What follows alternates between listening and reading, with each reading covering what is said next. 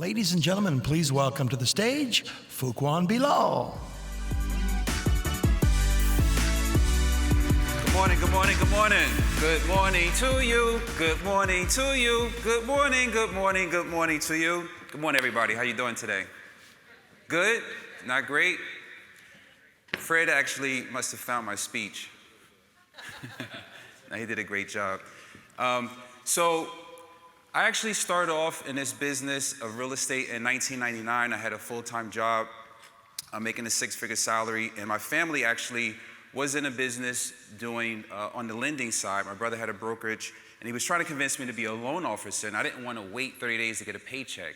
I wanted that steady, bi-weekly paycheck, that assurity, that knowing I was going to have it to be able to support my bills and things that I needed, until actually my cousin started to get into the business and flip houses early 2000 and showed me that he was making my salary that I was making in 2 months or 3 months that I was making that year. So you already know what I did next. I put my 2-week notice in and jumped in. I took action. During the next 6 or 7 months, I closed on some transactions. I made some great money, didn't make money, went through the roller coaster. And one of the reasons I wanted to get involved in the business because I wanted to add value to the community where I come from. I'm from Newark, New Jersey. There's a lot of blighted properties, and that gave me the opportunity to get properties cheap, revitalize them, and provide housing for the people in the community that I grew up in. So I saw value in that, and I was committed to that, and I became passionate about real estate, being able to take an asset, redevelop it, add value to it, and then move a family in with good quality kitchens, bathrooms, and everything else so they can live like people in other areas. That really resonated with me. That really gave me the feeling of importance. A year later, we're making money, everything is good. I'm sitting in my office, I'm on the phone with my appraisal. It's about 12 o'clock, I'm in the office by myself. Now, the office was actually in the community where I was at. We gave people jobs, we tried to help out and uplift everybody. But it's important to keep yourself in the right environment, because the environment I was in and the type of money that I was making at the time and the people that was surrounded that we was employing wasn't really a good environment. I'm on the phone with my appraisal, and I saw somebody walk past in the office. We didn't have any appointments that day. And I was like, who is this? I actually go out in the hallway and say, excuse me, sir, who are you looking for? The guy turned around and said, you. Boom, boom, boom, boom, boom. Shot me 5 times. 5 times I was shot. This was March 30th, 2001. I laid on the floor, played dead, the guy walked out. I jumped up, ran to the phone, thought the appraiser was still on the phone. I called 911. I was lucky that there were some police officers down the street cashing their check. They got the call, took me to the emergency room. And I was very fortunate because the doctor that did the surgery on me was somebody who I went to high school with. So he was actually a couple of grades ahead of me. I was in sophomore, he was a senior. He graduated, went to college, became he got his medical license or whatever, and became someone that did surgery. So I had the opportunity to have somebody I went to school with do the surgery on me, and I survived. All the bullets went in and out, didn't touch anything, and I still have a scar. I lost 6 inches of my intestines. And all that was on my mind was, at the time, I didn't have kids, I wasn't married, and I was like, wow, I didn't even begin my life yet, and here I am trying to help the community which I came from and revitalize it and do these other things that I was passionate for, and I became a victim of my own success and where I came from. During that moment, I learned a couple of things.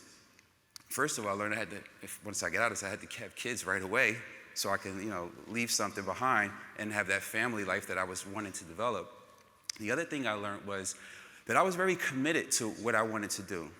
I was very committed to what I wanted to do, and I had the resources still in place. So during that process, once I came from the hospital and I started to recover and basically rebuild my business from home, literally, I had to have belief. And that was something that Fred talked about, and he honed on that, which is very important. I believe there's 3 parts of being successful, and that's commitment, belief, and action. Now, I've been coming to these events for probably over the last 6 years. I've been sponsoring, going to different events, and I see people who basically don't take action. They don't take action, right? They come, they get all this information. The only notes they have is the notes in a notebook, right? They don't have any real notes. They can write a book about it, but they haven't taken that action. And I spend a lot of time talking to people, sharing with people my experience in the business, showing people the way, but they don't take action. You have to be committed. I was committed. When I got myself better and I was able to stand on my own 2 feet and I started to go back out, that happened in March. By December 31st, I sold 34 houses. I was committed. The next year, I sold 36 houses. I was committed. The next year, I sold 50 houses. I was committed. The next year, I didn't sell anything because things started to slow down. Sold some, not more. Things started to slow down. Then the market crashed, right?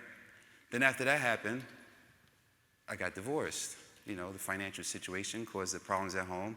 So I went through that. That was another big thing that happened into my life, right?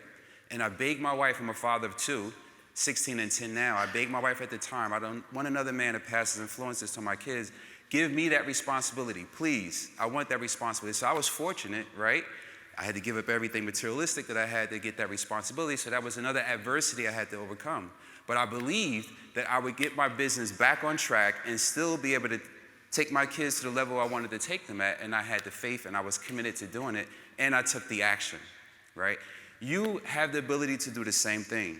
You have to take that action. You have to finish it before you start it, right? The house don't get built before you have the plans. You have to imagine it, believe in it, have the faith in it, commit to it, and then take the action to do it. So, you know, you have to learn how to beat the mind game and seize the results you want most, right? Winning is all about beating a mind game. You have to stay committed to it, believe in it, and take that action. I was very successful when I got into the note business. A lot of the investors that were doing real estate with me and lending money, they didn't understand the business, so they didn't want to get into it. So I had to invest my own money and get started with it. And it was a struggle for me to learn the business, to keep myself, you know, with that belief and action and faith. And I was very successful, worked out some loans, made some nice returns. I started off doing seconds, had a lot of success with that. And then I created a fund.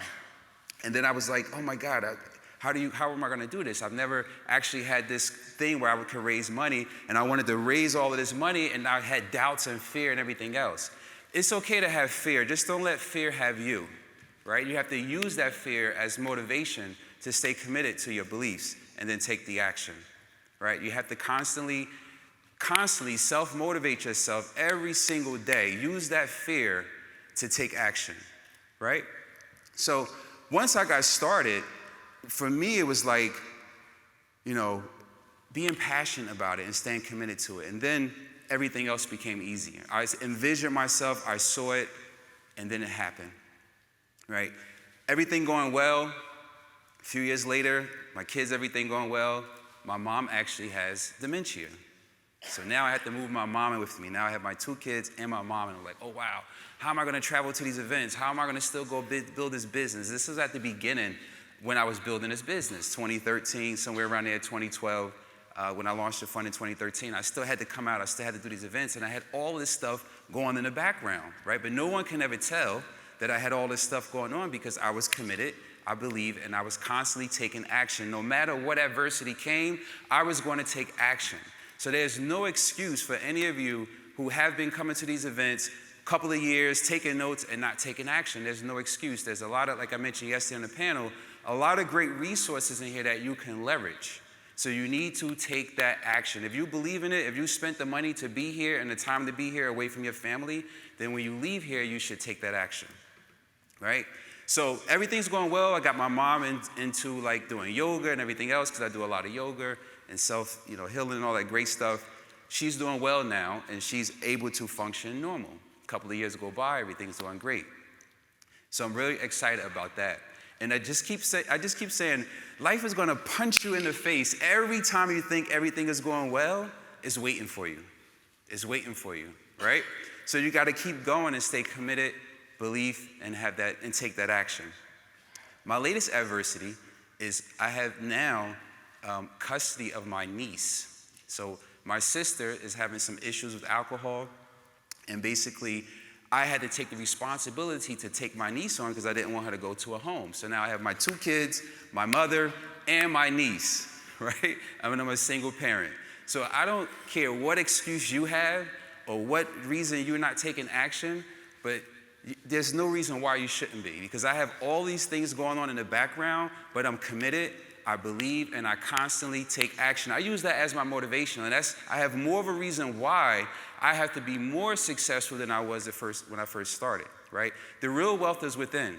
And if you can tap into that, and create that belief system and constantly stay committed to what you want to do and take the action, you will create that success, right? The true wealth is within. I don't care how much money you raise, how much returns you're making, if you're getting drunk off fields, whatever.